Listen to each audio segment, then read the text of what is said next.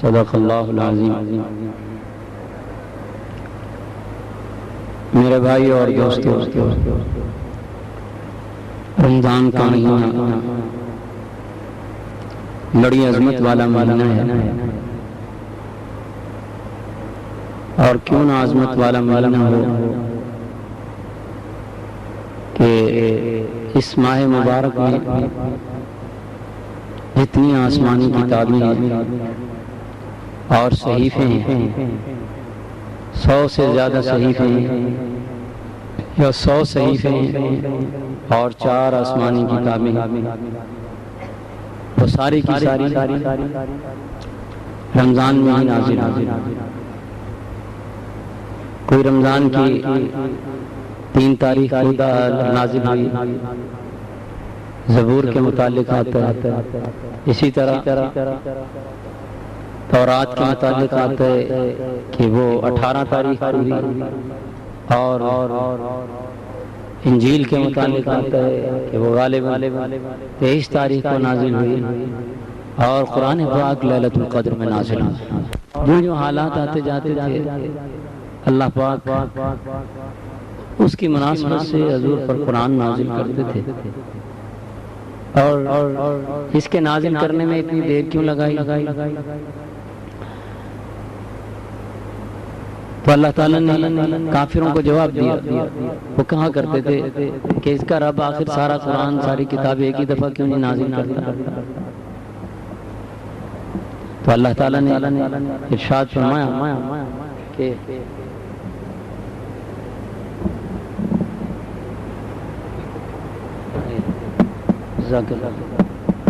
یہ ہم نے اس لیے نہیں نازل کیا، ایک دم وہی لگا چھوٹے لگا، یہ ہم نے بس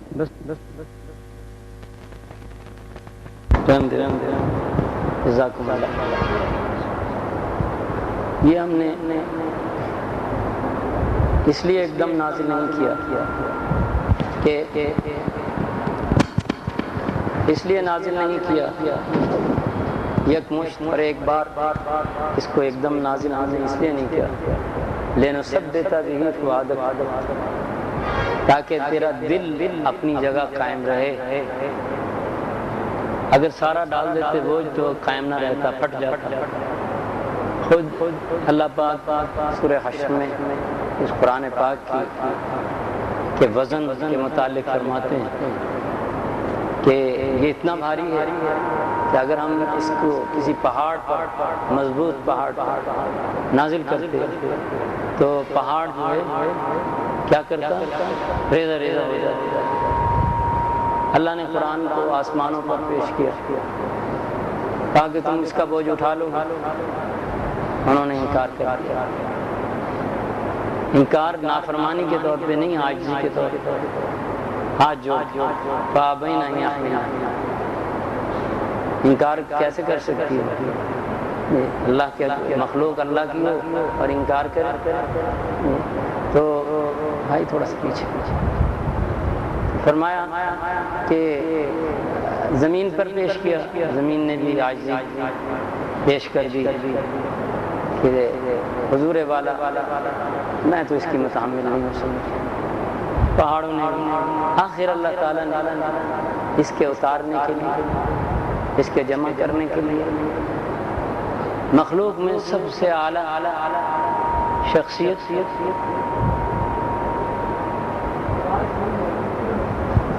مقصود میں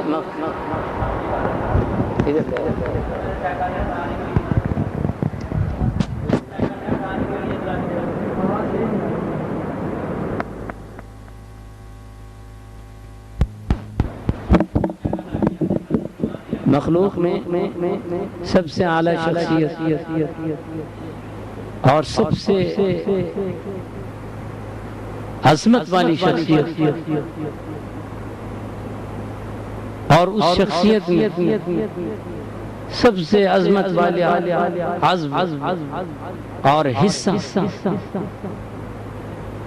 شخصیت والی اور عظمت والی اور رفعت اور مکان والی شخصیت جو تھی وہ حضرت محمد صلی اللہ علیہ وسلم کی ذات اقدس، اور آپ کی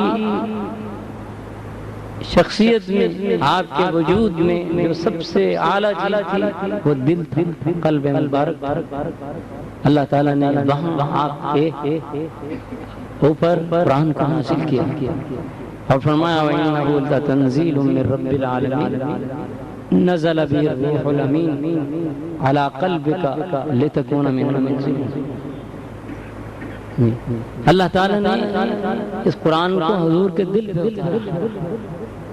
حضور صلی اللہ علیہ وسلم قرآن پاک کو پڑھنے میں بڑی حریص تھے، جمع کرنے میں حریص تھے کہ کہیں یہ نہ ہو کہ اللہ کا کلام مجھ سے بھول جائے، تو اللہ تعالیٰ نے تسلی دی، لا تحرک بہ لسانک، تیز تیز پڑھتے تھے تاکہ مجھے ازبر ہو جائے، جلدی میں اپنے اندر جمع کر۔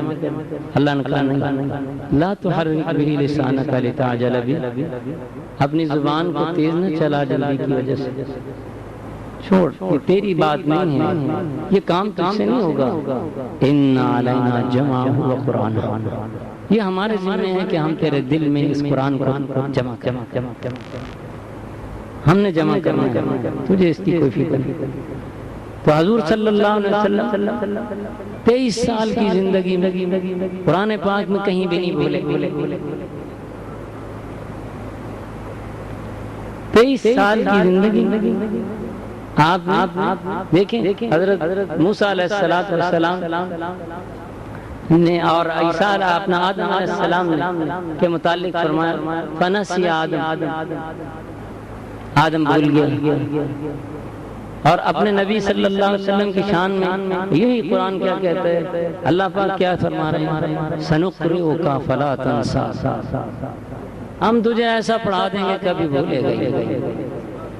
23 سال کی زندگی نہ کبھی زیر کے متعلق نہ زبر کے متعلق، ہاں نماز میں بھولے ہیں، وہ کیوں؟ امت کو تعلیم دینے کے لیے۔ اگر اللہ تعالیٰ نہ بلاتے ہمیں کیسے پتہ لگتا سجدہ صاحب کیسے کرنا ہے؟ امت کو تعلیم، یہ نہیں کہ حضور صلی اللہ علیہ وسلم ہماری طرح نعوذ باللہ تھے کہ دوسرے خیال نہیں، بلکہ آپ کو بتاتا ہوں آپ کی تو شان بڑی اونچی۔ حضور صلی اللہ علیہ وسلم کے ایک صحابی حضرت ثوبان رضی اللہ تعالیٰ عنہ، ان کی دعوت کی، ان کے ایک دوست نے کہا کہ رمضان میں میرے ساتھ افطار کرنا، تو انہوں نے کہا وعدہ کر لیا، اچھا میں آپ کے ساتھ افطار کروں۔ قدرتی بات وہ نہ آ سکی، تو بعد میں جب انہیں یاد آیا تو انہیں فکر دامن کہ میں نے تو اپنے اس دوست کے پاس جانا تھا، تو یہ کہتے ہیں کہ میں نے افطار کیا اور فوراً نماز پڑھنا شروع کر دی، اور وہ دن وہ رات 27 کی رات تھی، مغرب کے بعد میں نے جو نماز پڑھی تو نماز پڑھتے پڑھتے میں نے جنت کو اپنے سامنے دیکھا۔ میں اتنا مشغول ہو گیا عشاء تک مجھے کوئی یاد نہیں رہا کہ میں اس دنیا میں ہوں یا اس دنیا میں۔ میں جنت کی ہر چیز کو دیکھ رہا تھا، جنت کیوں؟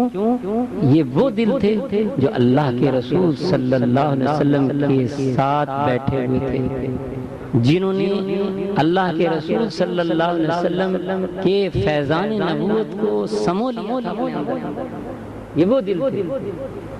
تو فرمایا کہ میں نے نماز پڑھی تو مجھے ایسا کیا میرے سامنے جنت آ گئی، اور میں جنت میں پہنچا ہوا تھا، مجھے معلوم نہیں تھا کہ میں دنیا میں ہوں بھی کیوں، مجھے یاد۔ اور یہ کب بتایا؟ فرمایا کہ میں تجھے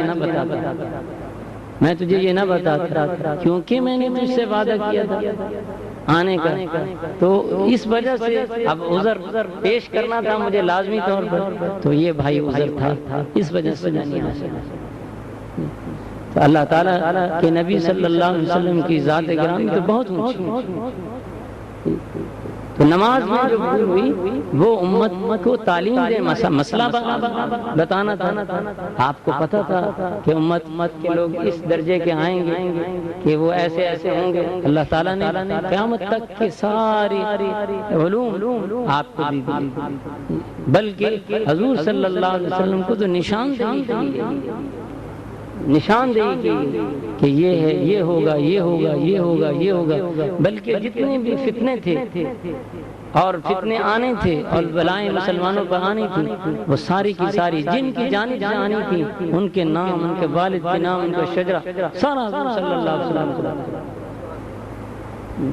تو آپ کے تو جو ماننے والے خادم وہ اتنے مقام کے ہیں۔ حضرت انس رضی اللہ تعالیٰ عنہ 13 سال کے تھے، اماں چھوڑ گئی ان کی، نہ 10 سال کے تھے، غالباً 10 سال کے تھے، اماں ان کی چھوڑ گئی حضور کی خدمت میں، کہنے لگی یا رسول اللہ اس بچے کو اپنی خدمت کے لیے قبول فرما لیں۔ اماں جو ہیں وہ دے گئی کہ یا رسول اللہ اس کو اپنی خدمت کے لیے قبول فرما لیں۔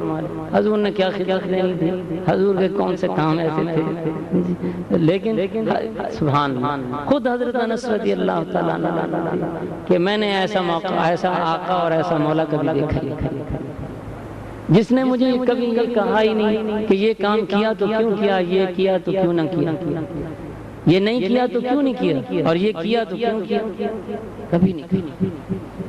بلکہ فرماتے ہیں کہ ایک دفعہ مجھے حضور صلی اللہ علیہ وسلم نے کسی کام کے لیے بھیجا تو میں گیا، وہاں بچوں میں کھیلنے لگ گیا، چھوٹے تھے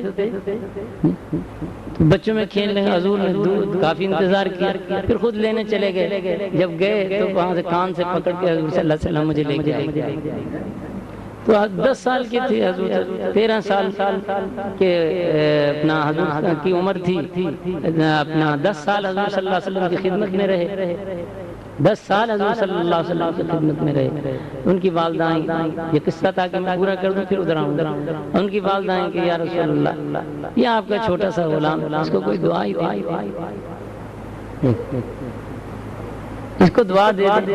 اچھا یہ دعا چاہتی ہے، لے میں دعا دے اللہم بارک فی عمر، اللہ اس کو برکت والی عمر دے دے، لمبی عمر دے، اس کو لمبی عمر دے، اکثر اولاد، اس کی اولاد بھی زیادہ زیادہ۔ وہ فرماتے ہیں کہ 100 بچے تو درنا چنا، اور وقت پھر مالا، دیکھیں ترتیب کس طرح آئی۔ حضور صلی اللہ علیہ وسلم کی ہر بات بے ترتیب ہے، یوں نہیں ہے کہ ہم نے ہماری جو باتیں اتنی بے ترتیب ہوتی ہیں۔ اب دیکھیں ایک ایک بات میں حکمت ہے اور ترتیب ہے۔ کیا دی اللہ پاک اس کی عمر زیادہ کر دے، اب عمر زیادہ ہو تو پھر مالنا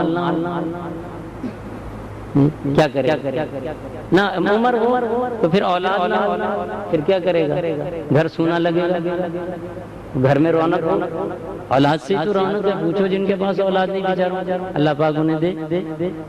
تو فرمایا کہ اس کو اولاد بھی زیادہ، اچھا اولاد زیادہ ہو گئی، اب کھانا پینا کیسے چلے گا، وہاں اکثر مال، اللہ پاک اس کو مال بھی دے۔ وہ فرماتے ہیں کہ مدینے جتنے بھی باغ تھے ان کو سال میں 1 مرتبہ پھل لگتا تھا، اور میرے باغ کو 2 مرتبہ لگتا تھا، اور اتنا ہی لگتا تھا جتنا پہلی دفعہ لگا۔ یہ نہیں کہ بھی 12 آ گیا کم ہو گیا، نہیں، اتنا ہی مقدار میں لگتا تھا جتنا مال کا ہی حال۔ اور اب عمر کا یہ حال ہے کہ میں اس عمر کو پہنچ چکا ہوں کہ سارے میرے ساتھی چلے گئے، اب زندہ رہتے ہوئے مجھے شرم آتی کہ لوگ کہیں گے یہ بابا رہ گیا باقی۔ تو حضور صلی اللہ علیہ وسلم، تو وہ حضرت انس جو خادم ہیں فرماتے ہیں کہ میں زمین پر بیٹھ کر جنت کی خوشبو سونگتا ہوں، مجھے زمین پر بیٹھے جنت کی خوشبو آتی ہے۔ تو حضور صلی اللہ علیہ وسلم کو اللہ تعالیٰ نے فرمایا کہ لا تحرک بہ لسانک لتعجل بہ ان علینا جمعہ وقرآنہ، آپ پر نہیں، ہم جمع واقعی ہم تو اگر 4 لائنیں اپنے ہاتھ سے لکھ دیں دوبارہ دہرانی کہ کیا لکھا ہم نے، کیا نہیں لکھا۔ وہ کہے بھائی سناؤ، نہیں سنا۔ لیکن قرآن پاک ایسا ہے کہ اللہ تعالیٰ کے رسول صلی اللہ علیہ وسلم پر اللہ تعالیٰ نے ایسا معجزہ آپ کو دیا کہ رہتی دنیا تک یہ رہے اور اس کی کسی حرف میں کوئی تبدیلی کرنے کی ضرورت نہیں کر سکتے، کوئی ضرورت نہیں کر سکے گا کہ مجال ہے کہ اس کے اندر کوئی کمی اور پیشی ہو۔ اللہ تعالیٰ نے ایسی فوج تیار کی کہ کیا مجال ہے کہ کوئی کسی کو غلط پڑھنے دیں۔ اگر کوئی حافظ پڑھ جائے، غلط پڑھتے ہیں، قرآن کے بھی چور ہیں، جس طرح دوسرے مال کے چور ہیں قرآن کے بھی چور ہیں۔ بھائی اللہ سے ڈرنا چاہیے، یہ کوئی بری بات نہیں ہے کہ غلط، یہ سب سے بڑی خیانت ہے کہ غلط پڑھتے۔ اور اللہ کے کلام کتنی بڑی خیانت ہے، بہت بڑی خیانت۔ تو میں عرض کر رہا تھا کہ اللہ تعالیٰ نے فرمایا کہ یہ قرآن ہم نے آپ کا اس لیے نہیں نازل کیا، ایک دم ان کو جواب دیا، کافروں کو جواب دیا کہ یہ قرآن ہم نے آپ پر ایک دم اور ایک بار اس لیے نہیں نازل کیا اس خدشے سے کہ آپ کا دل اس کی تاب نہیں لا سکے، اس کی تاب نہیں لا سکے۔ وہی نازل ہوتی تھی، صحابہ کہتے ہیں کہ ہم دیکھتے تھے حضور صلی اللہ علیہ وسلم کی حالت مبارک کو کہ سخت سردی میں پسینے سے شرابور ہو جاتے، اور ایک دفعہ فرمایا کہ حضور صلی اللہ علیہ وسلم اونٹ پر سوار تھے، وہی نازل ہوئی تو صحابہ کہتے ہیں ہم نے اونٹ کی ہڈیوں کو چٹاک اونٹ کی ہڈیوں کی چٹاک کی آواز سنی، اتنا بہت تو کس نے اٹھایا؟ آپ کے قلب اطہر، آپ کے قلب اطہر۔ اور یہ قرآن پاک ہے معاملہ ہی دل والا ہے، دل پر نازل اور آج بھی اس کے عجائب جو ہیں اور اس کے معجزے جو ہیں وہ باقی خالی نہیں۔ قرآن پاک رہتی دنیا تک رہے گا اور اس کے معجزے بھی رہتی دنیا تک رہیں گے۔ یہ کیا تھوڑا معجزہ ہے کہ اللہ تعالیٰ ایسے بچوں کو، ایسے لوگوں کو حفظ کرا دیتے ہیں جو اس زبان کو بھی نہیں جانتے۔ جب ہم وہاں سعودی عرب میں پڑھتے تھے تو وہ عرب ہمیں حیران ہو کے پوچھتے تھے، کہتے کہ تم عربی تو جانتے ہیں، قرآن کیسے حفظ کر لیا؟ میں نے کہا یہی تو معجزہ، یہ ہمارے یہاں شکر ہے، ہمارے اللہ تعالیٰ نے یہ نعمت دے رکھی ہے، جگہ جگہ یہ بہت بڑی نعمت ہے۔ ادھر نہیں ہے اتنا، بہت کم ہے، بہت ہی کم ہے، 5-10% ہوں گے باقی۔ اور وہ بھی ایک بندہ تھا گجرانوالے کا، سیٹھی صاحب، اس نے جا کے وہاں کوششیں کی قرآن پاک حفظ کروانے کی، یہاں سے اپنے مال سے قاری بھیجے، تنخواہ بھی یہاں سے دیتا تھا، بس پھر اللہ پاک نے کام شروع کر دیا۔ یہ جتنے بھی ائمہ ہیں سب ہمارے پاکستانی استادوں کی شاگرد ہیں،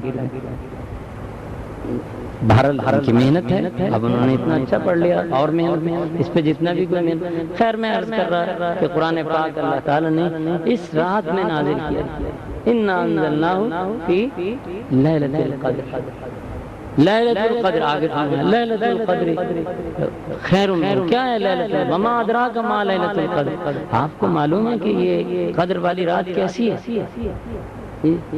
تو آپ اس کی عظمت بتائیں کتنی عظمت والی ہے۔ فرمایا لیلۃ القدر خیر من الف شہر، اتنی عظمت والی ہے کہ اگر کوئی آدمی 1000 مہینے مسلسل عبادت کرتا رہے تو اس کو جتنا ثواب ملے گا اس آدمی کو ایک رات میں لیلۃ القدر والی رات میں اتنا ثواب مل جائے گا۔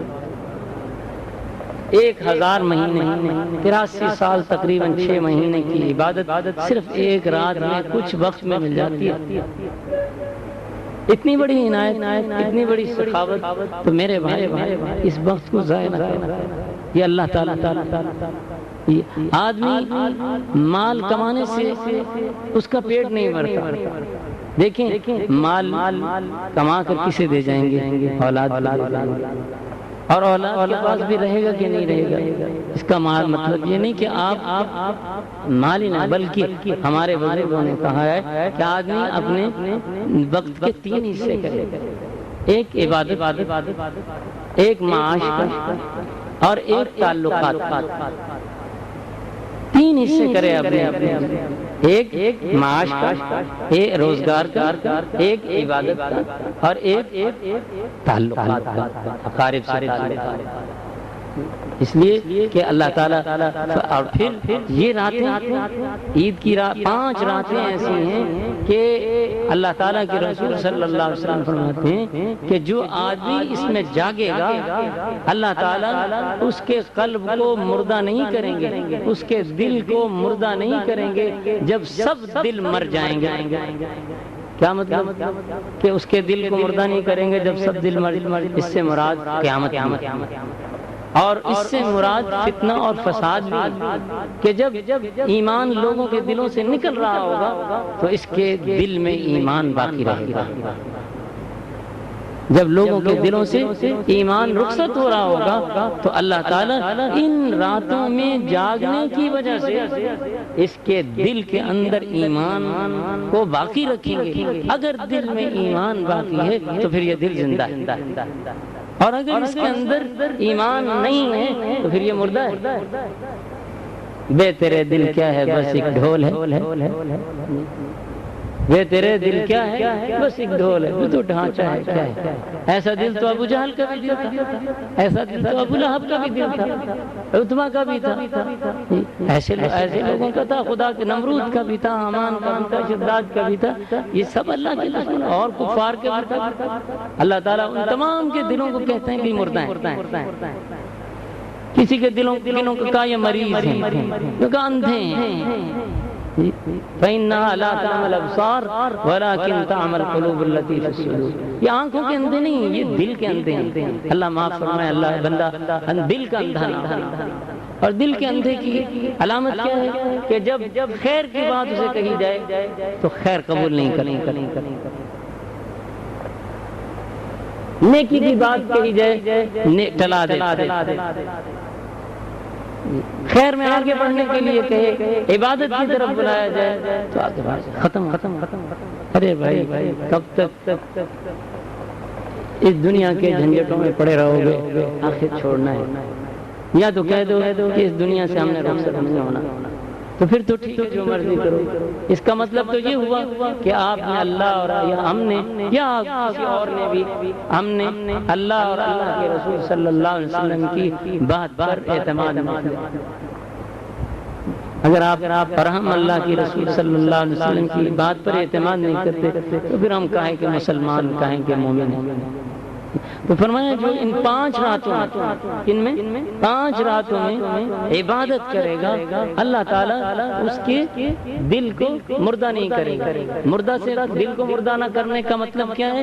کہ جب فساد ہوگا، فتنے ہوں گے، لوگ دین کو چھوڑ جائیں گے، ایمان ان کے اندر سے نکل رہا ہوگا، اور ایسا بھی وقت آئے گا، حضور نے فرمایا صبح کو آدمی مسلمان ہوگا اور رات کو کافر ہو جائے گا۔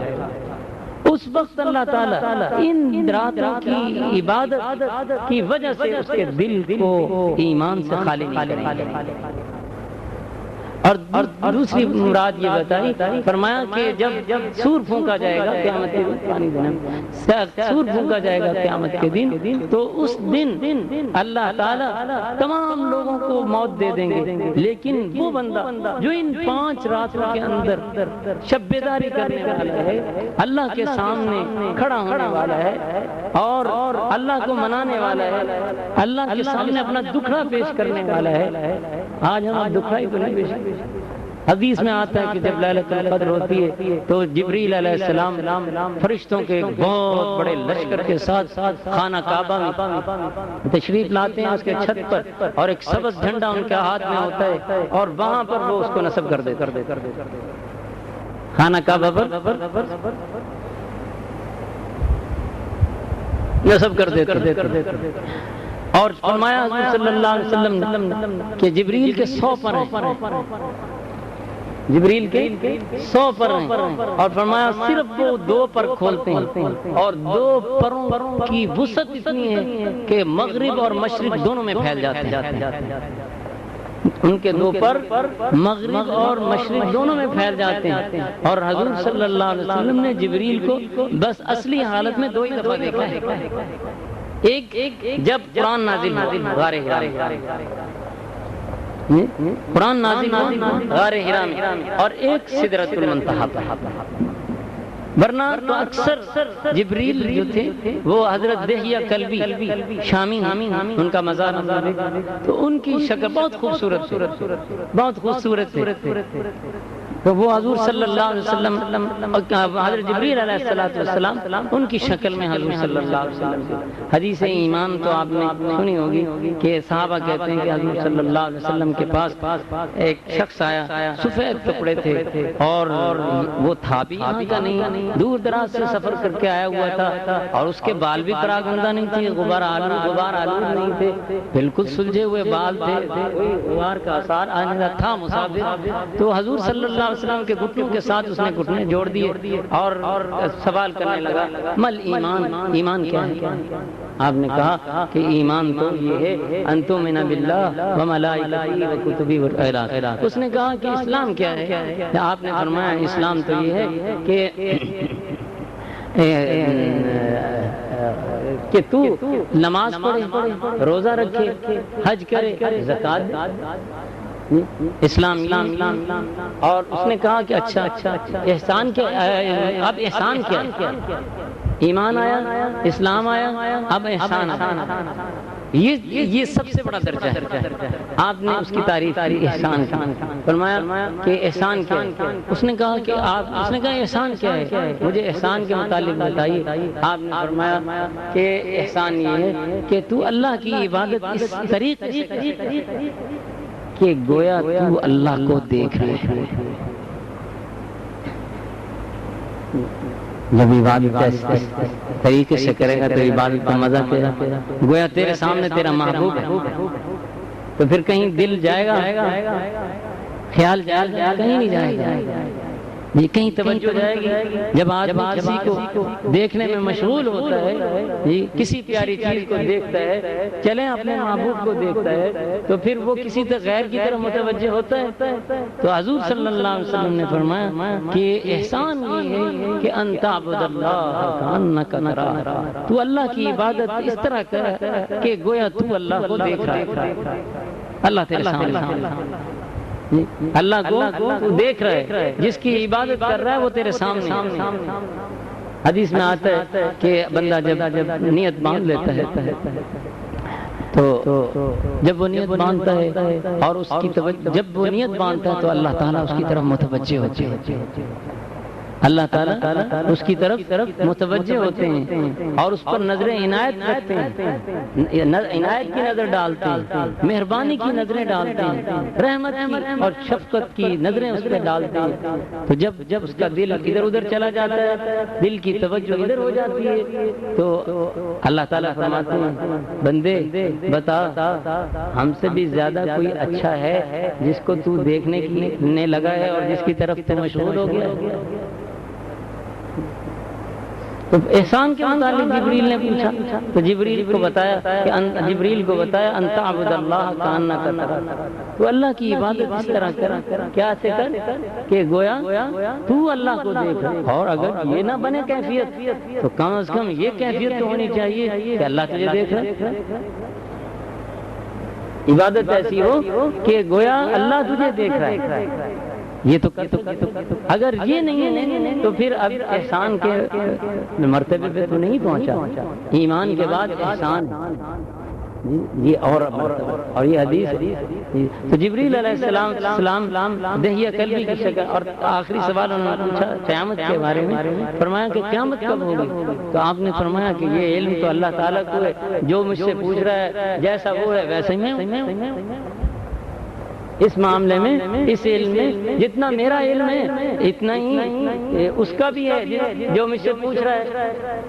تو ہاں میں تجھ کو اس کی علامات، پھر حضور صلی اللہ علیہ وسلم نے علامات بتائیں کہ قیامت کی علامتیں یہ ہوں گی کہ جو نوکرانی ہوگی اس کی حکومت ہوگی، وہ آقا بن جائے گی، اور وہ جو جن کے پاؤں میں جوتا نہیں ہوگا مفلس ہوں گے، کنگلے ہوں گے، کلاش ہوں گے، بہت بکریوں کے چروائے ہوں گے، بڑی بڑی بلڈنگوں کے مالک بن جائیں گے۔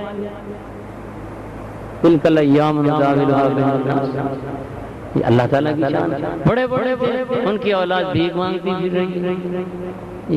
اور جو چھوٹے تھے اللہ تعالیٰ نے انہیں اتنا دے دیا کہ اب وہ دینے والے بن گئے. یہ قیامت کی نشانیاں، یہ قیامت کی نشانی. تو حضرت یہ کلبی صحابہ نے کہا کہ یا رسول اللہ یہ آدمی کون تھا؟ آپ نے فرمایا یہ جبریل تھا، تمہیں تمہارا دین سکھانے آیا، تمہیں تمہارا دین سکھانے. تو حضرت جبریل علیہ السلام لیلۃ القدر میں فرشتوں کے ایک بہت بڑے لشکر کے ساتھ کیا کرتے ہیں؟ خانہ کعبہ پر سبز پرچم نصب کرتے ہیں اور اپنے 200 پر اپنے 2 پر کھولتے ہیں، 2 پر کھولتے ہیں. ایک پورے مشرق میں چلا جاتا ہے، ایک پورے مغرب میں چلا جاتا ہے. اتنے بڑے بڑے پر ہیں. تو وہ اس کا جسامت کیا ہوگی؟ جس کی وہ آپ دیکھیں جو اللہ تعالیٰ کے فرشتے ہیں نا، جو اللہ تعالیٰ کے عرش کو تھامے ہوئے ہیں، پائے پکڑے ہوئے ہیں، جنہوں نے کہتے ہیں کہ ان کے کان اتنے بڑے ہیں کہ کان سے کی لو سے، اس لیے لو سے اس کان کے آخر تک اگر کبا 200 سال چلے اڑان کرے تو تب کہیں جا کے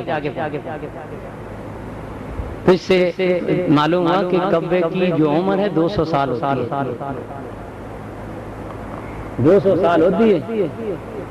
سمجھے کہاں جو ہے نا وہ اساڑا استاد ہے، سب سے پہلا استاد ہے ہمارا جو کبا ہے نا، وہ استاد ہے. اب جب اس نے حابیل نے قابیل کو قتل کیا جی تو کیا ہوا؟ وہ چھپاتا پھر رہا تھا، کیا اس نے بتایا کہ نہیں اس کو یوں کر دفن کر اس طرح کھود. اس نے ہمیں سکھایا کہ دفنانا ہمیں سکھایا. پہلا استاد بندے کا کبا ہے.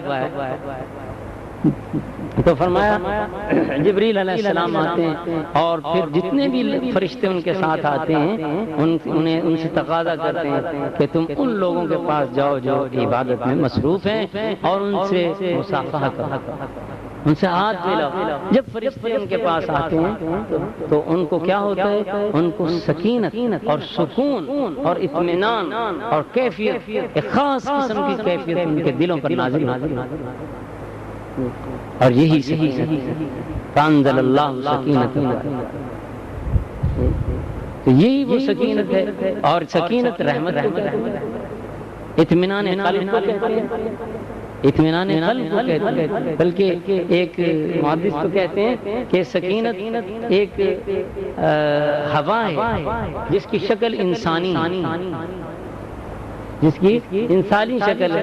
بہرحال اس بات پر اتفاق ہے کہ یہ سکینت دراصل سکون ہے، اطمینان ہے کہ آدمی کو ایک خاص کیفیت جو اس کو عام دنوں میں کبھی حاصل نہیں ہوتی، اس موقع پر اور اس رات میں تنہائی میں بیٹھ کر عبادت پر اجتماعی ہو یا وہ انفرادی عبادت ہو، اس میں ایک خاص کیفیت اس کو محسوس ہوتی ہے. یہی وہ سکینت ہے. جب یہ سکینت حاصل ہوتی ہے تو معلوم کر لو کہ لیلۃ القدر کا ثواب اسے مل گیا.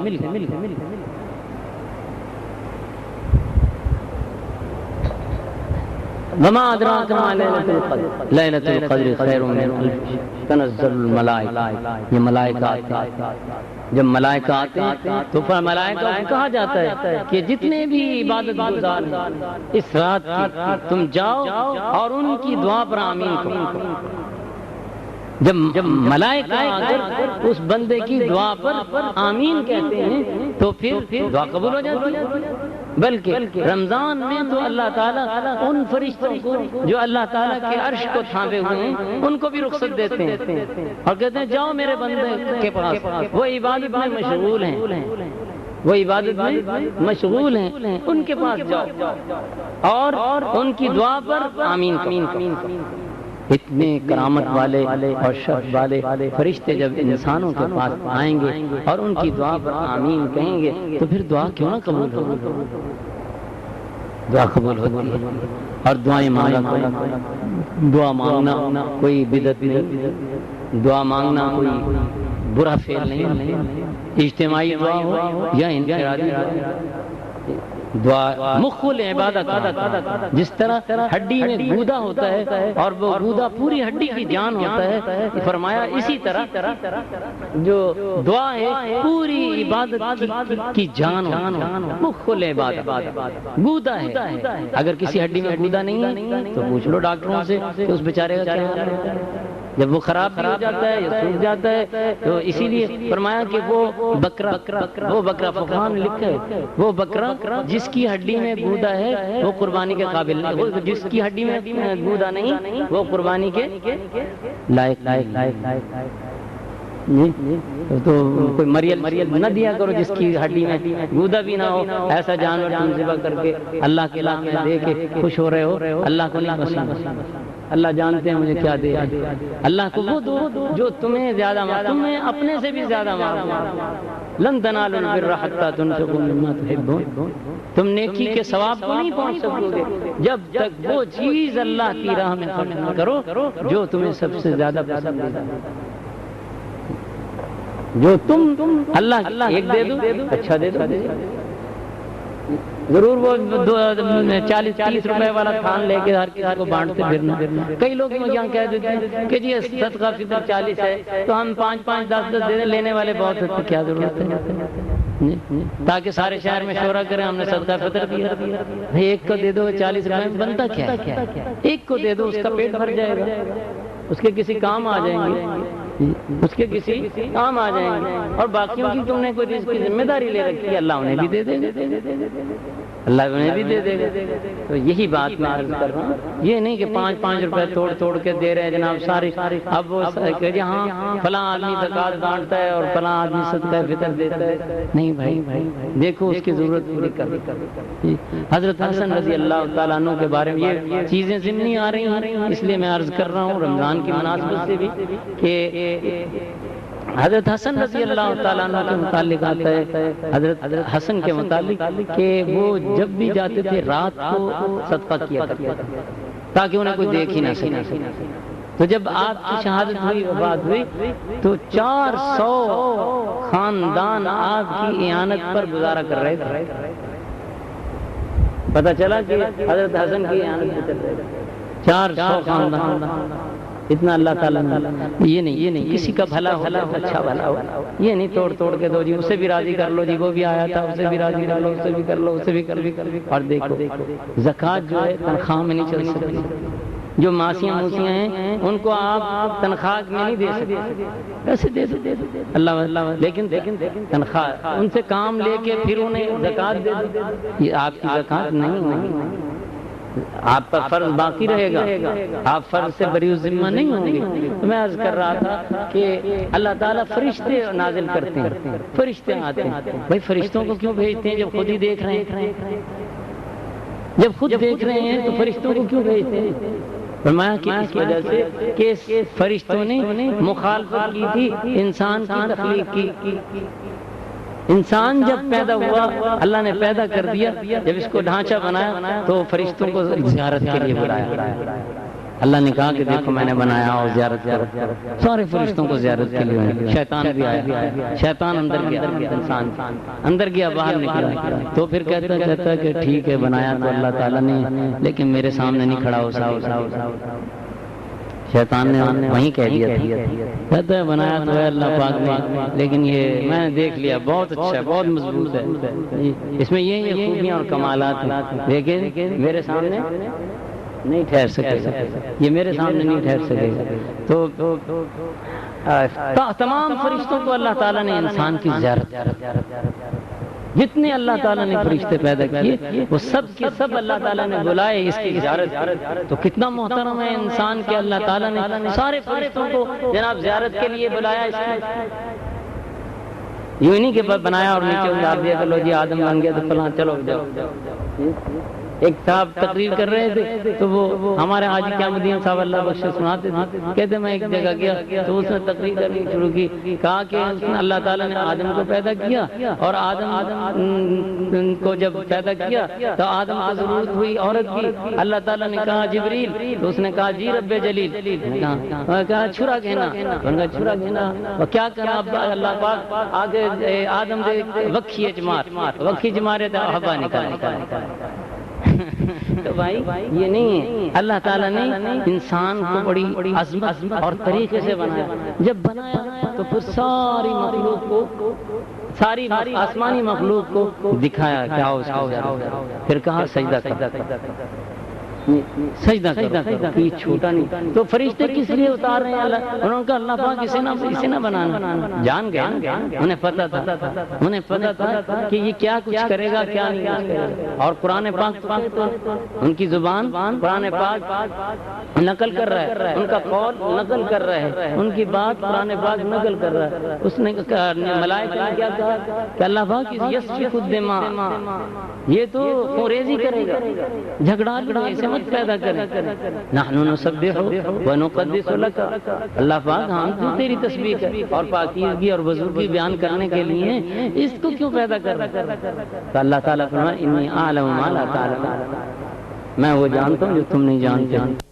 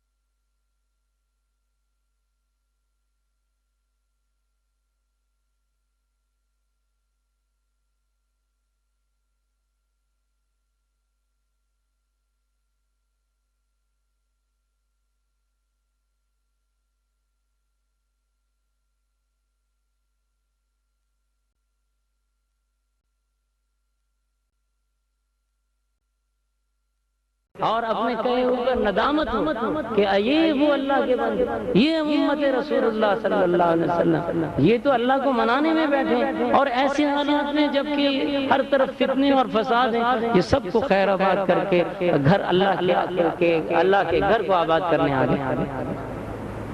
تو فرشتے آ کر مصافحہ کرتے، یہ مصافحہ دراصل معذرت ہے، اللہ تعالیٰ بھیج رہا ہے۔ یہاں بھی انسان کی توقیر کی عظمت، اللہ تعالیٰ نے اس کی رفت اس کو بڑھایا، اتنا تو پیار کرتے ہیں اللہ تعالیٰ، اللہ سے زیادہ کوئی قدر نہیں، اللہ سے زیادہ کوئی مہربان نہیں، اللہ تعالیٰ بندے کو اور عزت دے رہے ہیں. کس وجہ سے؟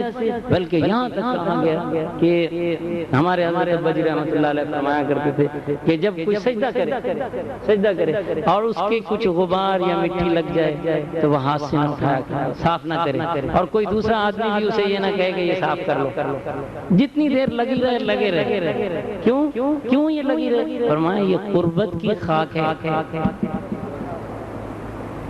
کیا ہے؟ قربت کی خاک ہے. اور سجدے میں سب سے زیادہ اللہ کا قرب حاصل ہوتا ہے.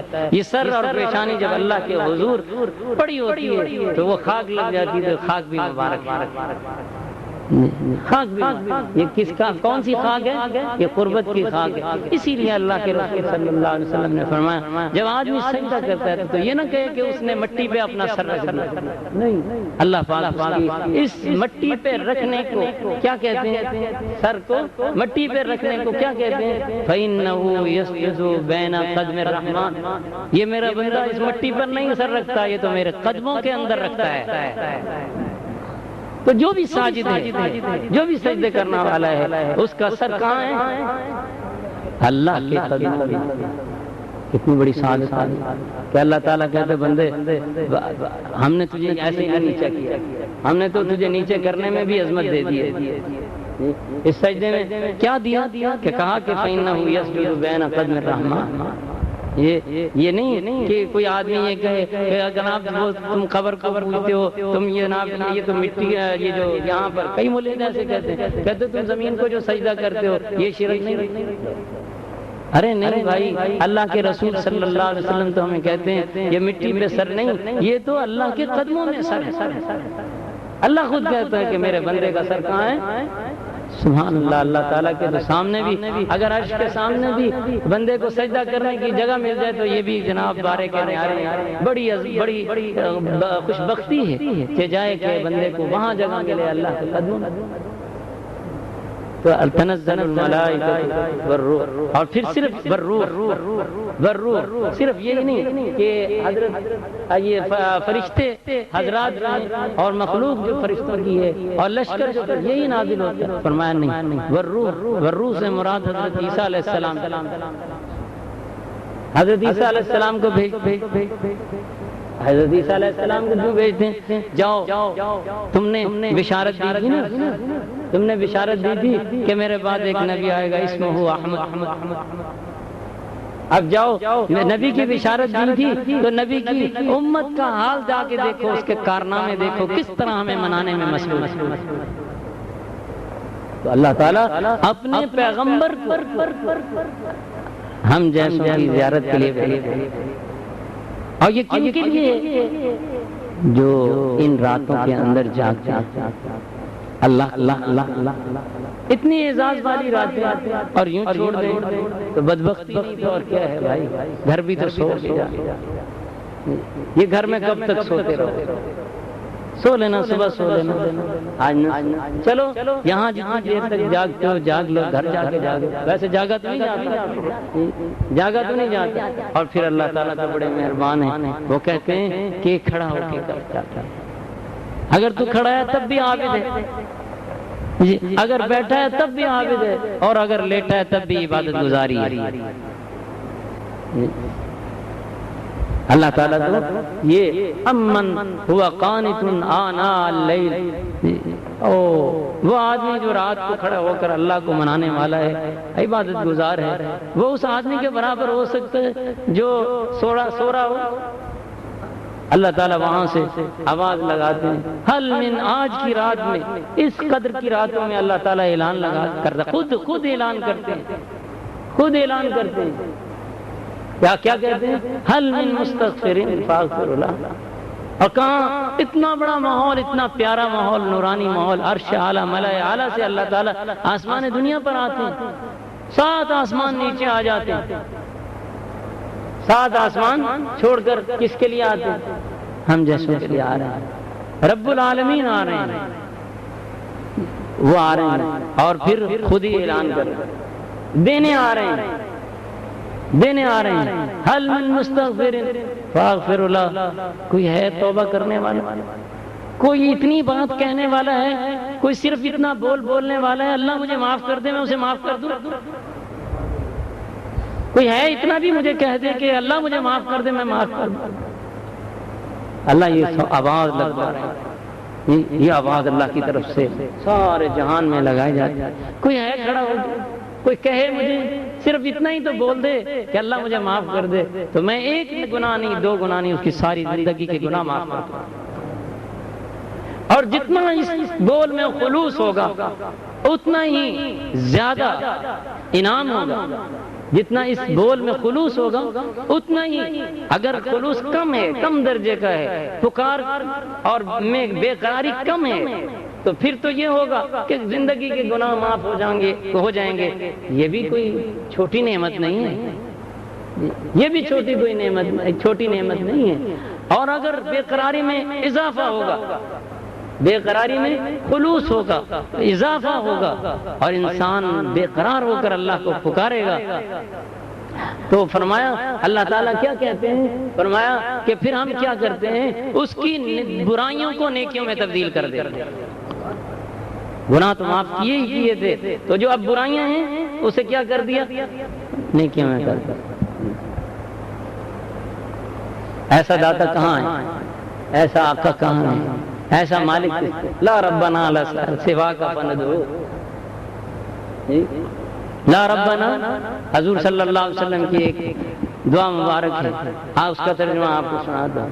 حضور صلی اللہ علیہ وسلم فرماتے ہیں الہی آپ وہ آقا اور مالک ہیں، اگر میں آج سے بگڑ جاؤں اور آپ کی تابعداری نہ کروں، نافرمان ہو جاؤں، تو آپ کو مجھ سے بہت زیادہ غلام اور عبادت گار اور تابعدار اور منانے والے مل جائیں گے، آپ کو بہت سارے مل جائیں گے، لیکن الہی مجھے یہ معلوم ہے کہ اگر آپ مجھ سے بگڑ گئے تو پھر مجھے آپ جیسا مالک کوئی نہیں ملے گا، آپ جیسا مالک اور آقا کسی میں نہیں ملے گا مجھے۔ تو اللہ تعالیٰ فرماتا جتنا خلوص ہوگا اللہ کو پکارنے میں، جتنی الہا ہوگی، جتنی آوزاری ہوگی، آوفغاں ہوگی، رونا ہوگا، دھونا ہوگا، اللہ تعالیٰ اسی کے بقدر ہمارے گناہوں میں کو معاف کرتے رہیں گے اور ہمارے نیکیوں میں اضافہ کرتے رہیں گے۔ کتنی بڑی یہ دولت ہے کہ ذرا سی دیر میں مل رہی ہے، اور 1000 مہینوں کی عبادت کا ثواب دیا جا رہا ہے۔ اتنی زندگی کس نے پائی؟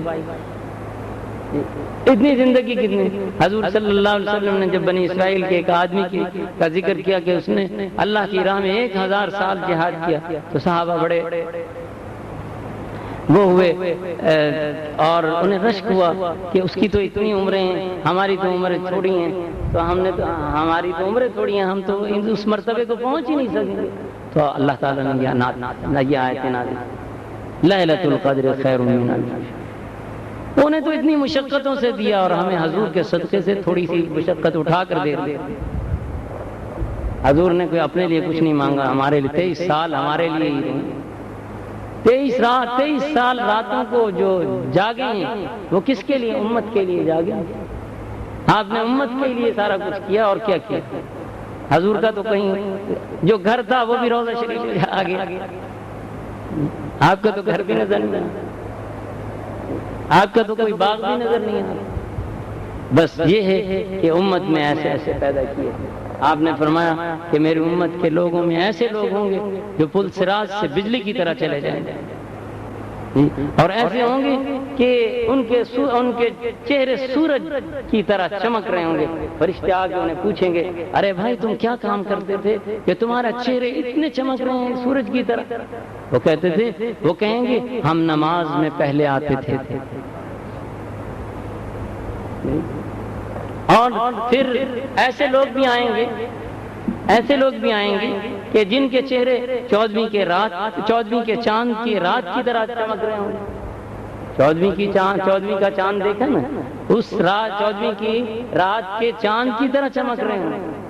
ان سے فرشتے پوچھیں گے تم کیا عمل تھا؟ تو وہ کہیں گے بھائی ہمارا اور تو کوئی عمل نہیں تھا، ہم تکبیر اولیٰ میں شریک ہوا۔ تو اللہ تعالیٰ نے ایسے تو عرض کر رہا تھا 5 راتیں ایسی ہیں کہ جن کے متعلق اللہ تعالیٰ کے رسول صلی اللہ علیہ وسلم فرماتے ہیں اگر کوئی آدمی ان کو زندہ کرے گا، اگر کوئی آدمی ان کو زندہ کرے گا تو اللہ تعالیٰ اس کے دل کو مردہ نہیں کریں گے۔ وہ کون سی ہیں 5 راتیں؟ ایک عید الفطر کی رات جس دن چاند نظر آئے گا، جو ہم بازاروں میں گنوا دیتے ہیں، اس رات کو جاگو، جاؤ گھر میں رہو، کچھ آرام کر لو، اس کے بعد اس آخری پہر میں تو اٹھ جاؤ، اس کو جاگو۔ بلکہ ہم نے تو دیکھا اپنے حضرت والد صاحب رحمۃ اللہ علیہ کو، وہ گھر جاتے تھے اور دوبارہ پھر بعد اسی طرح یہ پردہ لگا رہتا تھا اور دوبارہ یہیں رات گزارتے، صبح پھر فجر کی نماز پڑھنے کے بعد گھر تشریف لاتے تھے، تیاری کرتے تھے اور عید پڑھنے آتے۔ تو فرمایا کہ اول رات کی اور دوسری 9 ذی الحج کی رات، 9 ذی الحج کی عرفہ کی رات، وہ دن بھی اللہ کو پسند، وہ رات بھی اللہ کو پسند۔ فرمایا کہ اللہ تعالیٰ اپنے بندوں کی بخشش فرماتا۔ اور یوم ترویہ 8 ذی الحج کی رات کتنی ہو گئی؟ 3۔ اور چوتھی رات 15 شعبان کی، 15، اور 5ویں رات، تو جو 5 راتوں کو زندہ کرے گا، کیا مشکل ہے بھائی جی، کیا مشکل ہے؟ 15 شعبان کو آپ عبادت میں گزاریں۔ بعض لوگ یہاں پہ بڑے فتوے دیتے بھائی یہ حدیث آ گئی، اس حدیث کو کیسے جھٹلاؤ گے؟ صحیح حدیث۔ ایک صاحب آئے پچھلی دفعہ ہمارے خانقاہ میں، کچھ دوست آئے، میں تو نہیں جانتا تھا، وہ آئے کہنے لگے جی ہمارے مولوی صاحب کہتے ہیں کوئی نہیں، کوئی بات نہیں، بھاگ جاؤ۔ لا الہ الا اللہ، بھائی بھاگ، اگر چلیں آپ یہ کہتے ہیں کہ نہیں ہے تو گئے گزرے زمانے میں وہ آئے ہیں، انہیں کوئی نصیحت ہی کر دو، انہیں کوئی عمل پر، کسی عمل پر راغب بھی کر دو، کسی عمل کی فضیلت ہی بتا دو۔ یوں بھگانے سے کیا فائدہ؟ کوئی اسلام تم نے ایمان کا، اسلام کا ٹھیکہ لے رکھا ہے، ویسے ہی لوگ عبادت کی طرف نہیں آتے، اور یہ اور اپنی انفرادیت قائم کرنے کے لیے اس طرح کے فتوے دیتے پھرتے۔ جہالت ہے، تمام بزرگ ہمارے کرتے ہیں، صحابہ سے ثابت ہے، تابعین سے ثابت ہے، محدثین سے بھی ثابت ہے، اور پھر کس سے ثابت ہے؟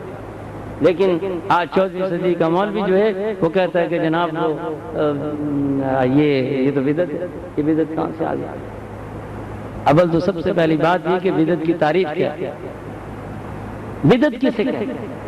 بدعت اسے کہتے ہیں جس سے دین میں نقص پڑے،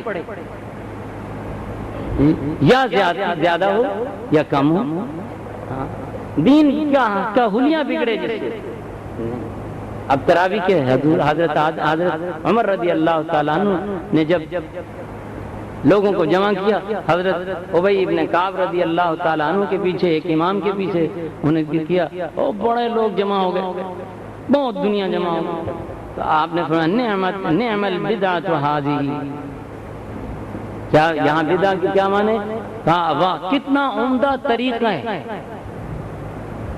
کتنا عمدہ طریقہ میں نے رائج کیا ہے، کیا حال ہے، کتنا اچھا لوگوں کا یہ طریقہ اور جمع ہونا ہے، اور یہ کتنا پیارا مظاہرہ ہے۔ صرف بدعت کا معنی یہ نہیں ہے کہ جناب وہ دین کے خلاف کوئی بات۔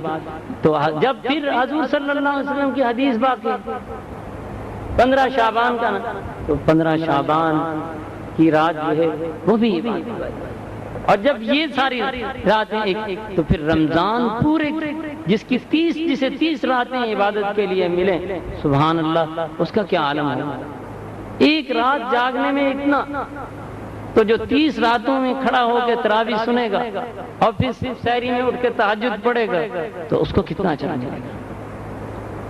میں کہا کرتا ہوں کہ روزے دار جو ہے 24 گھنٹے کا عبادت گزار ہے، روزہ رکھتا ہے عبادت، روزہ کھولتا ہے عبادت، پھر روزہ رکھنے کے بعد ارادہ کرتا ہے عشاء کی نماز اور تراویح کا عبادت، پھر گھر جاتا ہے، سوتا ہے، پھر سونے وقت یہ نیت کرتا ہے سحری کرنی ہے تو سونا بھی عبادت، اٹھنا بھی عبادت، ساری عبادت۔ کون سا وقت ہے جو اس کا عبادت میں؟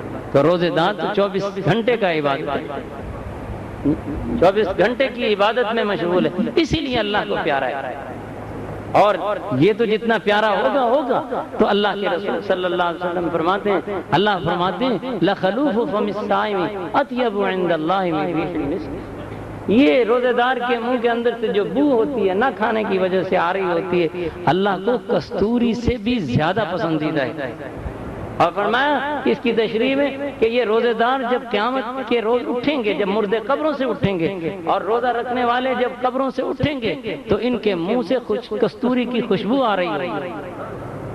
جی جی، اتنا اعزاز ہے ایک روزے دار کا۔ اور قیام، حضور صلی اللہ علیہ وسلم فرماتے ہیں اللہ نے جس طرح اس کے روزے رکھنے کو فرض قرار دیا، اسی طرح اس کے قیام کا بھی حکم دیا ہے۔ تو یہ تراویح جو ہے یہ اللہ نے حکم دیا ہے، اگر تراویح نہ ہوتی، یہ نظام نہ ہوتا، قرآن باقی نہ رہتا، اسی نظام کی وجہ سے اِنَّا نَحْنُ نَزَّلْنَا الذِّكْرَ وَإِنَّا لَهُ لَحَافِظُونَ۔ تو دوستو میں نے عرض کی پھر مجلس ذکر ہے تو میں عرض کر رہا ہوں کہ عبادت کو اپنا نصب العین بناؤ، اس کے لیے وقت نکالو۔ تو دیکھو یہ عبادت کرنا کوئی معمولی کام نہیں، تنہائی میں بیٹھنا۔ حضرت فضیل ابن عیاض رحمۃ اللہ علیہ فرماتے ہیں جو آدمی تنہائی میں بیٹھنے سے گھبراتا ہے وہ ریاکار ہے۔ جو آدمی خلوت اور تنہائی میں بیٹھنے سے کیا کرتا ہے؟ گھبراتا ہے، وہ کیا ہے؟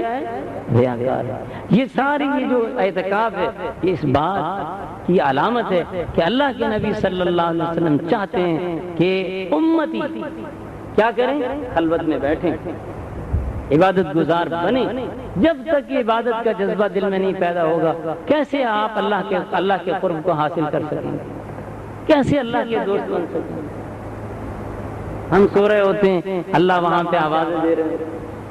اللہ کیا حضرت داؤد علیہ السلام کو وحی کی، اے داؤد وہ آدمی کیا ہے؟ وہ میری محبت میں جھوٹا ہے کہ جب میں آ جاؤں تو وہ اس کا محبوب آ جائے تو وہ سو جائے۔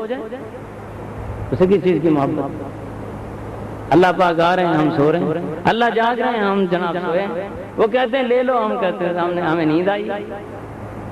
آج اگر کسی کو کہہ دیا جائے کہ کراچی کے فلاں جگہ پر ایک 10 مرلے کا پلاٹ ہے، یہاں پر پیٹرول پمپ لگے گا، تو جو آدمی وہاں پہلے پہنچے گا پاکستان میں سے تو اس کو وہ پلاٹ دے دیا جائے گا۔ دیکھو سب دوڑ لگائیں گے، بلکہ ہو سکتا ہے کیمپ ہی وہاں لگائے۔ اللہ پاک جنت دے رہا ہے۔ سورہ حدیث میں کیا فرمایا؟ ارضھا کعرض السماء والارض، ہم اتنی بڑی جنت دیں گے کہ اس کا طول و عرض ایک آدمی کو اتنی بڑی جنت ملے گی کہ اس کا کتنا طول اور عرض کتنا ہے، لمبائی چوڑائی، عرضھا السماوات والارض کعرض السماء والارض، زمین اور آسمان کے برابر ہے۔ ایک اتنی بڑی بادشاہت ملے گی ہمیں۔ تو چھوٹا سا ملک اور چھوٹا سا ضلع مل جائے تو ہم جناب زمین پر قدم نہیں رکھتے، ہمارے تیور بدل جاتے ہیں۔ اور اللہ تعالیٰ اتنی بڑی دے رہا ہے، کس کے؟ للذین آمنوا، جو ایمان، اللہ کو منانے والے، اللہ کو یاد کرنے والے ہیں، اللہ کو دکھڑا سنانے والے ہیں، اللہ کے سامنے اپنے گناہوں پر شرمسار ہونے والے ہیں۔ اللہ تعالیٰ کہتا ہے میں ان کو اتنی بڑی جنت دیتا ہوں۔ یہ جنت کس میں مل رہی ہے؟ یہ چھوٹی سی مشقت میں اور اس موسم میں مل رہی ہے۔ یہ نیکیوں کا موسم بہار ہے، رمضان نیکیوں کا موسم بہار ہے، اس میں مل رہی ہے۔ آ جاؤ لے لو، اللہ میاں دے رہے ہیں، مفت مل رہی ہے۔ اتنے سے میں اگر مل جائے تو اور کیا چاہیے؟ اتنی سستی جنت، اور یہ تو اس مہینے میں سستی کر دی، ورنہ جنت تو بہت مہنگی ہے۔ بہر غفلت یہ تیری ہستی نہیں، دیکھ جنت اس قدر سستی نہیں، اتنی سستی جنت نہیں۔ ان کے متعلق کہاں ہے؟ ام حسبتم ان تدخلوا الجنۃ ولما يعلم الله الذين جاهدوا منكم ويعلم الصابرين، تم سمجھتے ہو کہ تم جنت میں، یہ نہیں کہا، صحابہ کو کہا، تم سمجھتے ہیں کہ تم جنت میں ایسے داخل کر دیے جائے جب تک اللہ تمہارا امتحان نہ لے۔ اور یہ جانچنا کون میری راہ میں مشقت اور میری راہ میں جہاد کرتے ہیں، اور کون ہیں جو میرے کلمے کو سر بلند کرتے ہیں، اور کون ہیں جو میرے دین کی حفاظت کرتے ہیں، اور کون ہیں جو میری بھیجی ہوئی مشقتوں پر صبر کرتے ہیں۔ جب تک تمہیں یہ کیفیتیں اور یہ ان مراحل سے نہیں گزرو گے جی تو تمہیں جنت نہیں ملے گی۔ یہ جنت ایسی نہیں ہے کہ اللہ ایسی دے دے گا ارضھا کارض السماء والارض اعدت للذین آمنوا باللہ ذالک فضل اللہ یؤتی من یشاء واللہ ذو الفضل العظیم۔ تو میرے بھائی یہ عبادت کر لو، 2 رات اعتکاف کر لو جی، اول تو 10 دن کا کرو۔ حضور صلی اللہ علیہ وسلم کی حدیث سناتا ہوں، آپ 1 رات کا ہی کر لو۔ حضور صلی اللہ علیہ وسلم فرماتے ہیں جس بندے نے 1 دن کا اعتکاف کیا، کتنے؟ اللہ تعالیٰ اس کے درمیان اور جہنم کے درمیان 3 خندقیں حائل کر دے گا۔ اور 1 خندق کتنی بڑی ہے؟ فرمایا اتنی بڑی ہے جتنا کہ سارا زمین اور آسمان۔ مطلب کیا کہ 1 دن کا بھی اگر کسی نے اعتکاف کیا تو جہنم میں داخل نہیں ہوگا۔ کیوں؟ اللہ کو منانے کے لیے کیا ہے۔ اعتکاف کرنا آسان نہیں ہے۔ ہم اتنے دن ہوئے نہائے، دل چاہتا ہے نہانے کو چھوڑے کھڑے کہ بھئی اللہ نہیں چاہتے، ورنہ ہم تو روزانہ، میں تو روزانہ نہاتا، اللہ نہیں چاہتے، چھوڑ دیا۔ اب انعام اتنا بڑا مل رہا ہے تو 1 دن کے اعتکاف میں اتنی بڑی کہ اللہ پاک کہتے ہیں جس نے 1 دن کا اعتکاف کیا اس کو اس کے درمیان کیا کر دیا جائے گا؟ 3 خندقیں حائل کر دی جائیں گی، اور 1 خندق اتنی بڑی ہے جتنا کہ زمین اور آسمان۔ تو 3 اتنی بڑی ہے۔ تو معلوم مطلب یہ ہے اس حدیث کا کہ اللہ تعالیٰ چاہتے ہی نہیں اس آدمی کے معاملے میں کے بارے میں کہ جو آدمی کیا کرے، 1 دن کا اعتکاف کرے، 1 دن کا اعتکاف، اس کے جہنم میں داخل۔ اللہ سے زیادہ کوئی قدردان نہیں۔ 1 دن کا اعتکاف کر لو، سرخرو ہو جاؤ گے۔ ہو سکتا ہے کہ اللہ تعالیٰ کو وہی پسند آ جائے کہ میرا بندہ چھوڑ کے سب کچھ چھوڑ کے میرے پاس آ گیا، سب کو لات مار ہمارے پاس آ گیا، ہم اسے زیادہ محبوب ہیں۔ اللہ تعالیٰ قدردانی کرتے ہیں، آپ کے ہر عمل پر اللہ تعالیٰ جو ہے وہ عوض دے رہے ہیں، بدلہ دے رہے ہیں۔ اللہ بنگار نہیں لیتا، اللہ بنگار نہیں لیتا۔ ذرا سا آپ ہم ان کا یہ دیں گے، یہ لوگ یہ دیں گے، یہ کرو گے یہ دیں گے، یہ کرو گے یہ دیں گے، عوض برابر دے رہے ہیں، بدلہ دے جا رہے ہیں، دے جا رہے ہیں، دے جا رہے ہیں، مفت کوئی کام نہیں کرا رہے اللہ تعالیٰ جی۔ تو 1 رات کا ہی کر لو بھائی جی۔ اور آپ کو ایک اور بھی نسخہ بتا دیتا ہوں، دن کا بھی ہو جائے گا، رات کو بھی ہو جائے گا۔ آسان مسئلہ بتا دیتا ہوں، آسان مسئلہ بتا دیتا ہوں۔ تو دیکھیں میں جیسے عرض کیا کہ اللہ تعالیٰ جو ہے وہ چاہتے ہیں کہ میں اپنے بندے کو ایک مولانا صاحب تقریر کر رہے تھے تو وہ فرما رہے تھے، کہہ رہے کہ جو پل صراط ہے وہ تلوار سے زیادہ تیز ہے، بال سے زیادہ باریک ہے۔ تو وہ ایک مسکین شاہ بیٹھا تھا پٹھان، کہتا ہم سمجھ گیا اللہ تعالیٰ ہمیں جنت میں بھیجنا ہی نہیں چاہتا۔ ہم سمجھ گیا اللہ تعالیٰ، تو اللہ تعالیٰ تم بھی تو کچھ کرو، اللہ تعالیٰ آؤ تو صحیح نا، آؤ تو صحیح۔ تو اللہ تعالیٰ بلا رہے ہیں، بار بار بلا رہے ہیں، خود آوازیں دے رہے ہیں۔ اللہ کے نبی صلی اللہ علیہ وسلم سے زیادہ ہمارا خیر خواہ کون ہو سکتا ہے؟ اللہ سے زیادہ ہمارا کون خیر خواہ ہو سکتا ہے؟ وہ بلا رہے ہیں ہمیں۔ ایک چھوٹے سے آدمی اگر کی پکار اور بلاوا ہمیں عزیز ہے، اللہ اور اللہ کے رسول کی پکار اور بلاوا ہمیں عزیز ہے۔ آسان مسئلہ بتا دیں، عصر کے ٹائم آ جاؤ، عصر کے ٹائم آ جاؤ، اور مغرب وہ کیونکہ وہ دن ہوگا، نیت کر لو کہ میں دن بھی شامل ہو جائے گا، رات بھی شامل ہو جائے گا۔ اتنی کون سا مشکل ہے؟ 1 دن کا بھی اعتکاف نہیں کر سکتے، اور اتنا بڑا کہ اللہ کے رسول صلی اللہ علیہ وسلم فرماتے ہیں اللہ تعالیٰ اس کے درمیان 3 خندقیں حائل کر دے گا۔ کیا مطلب؟ کہ اس پر جہنم حرام کر دی جائے گی، وہ جہنم میں داخل ہی نہیں ہوگا۔ اللہم صلی علی محمد النبی الامی وآلہ وصحبہ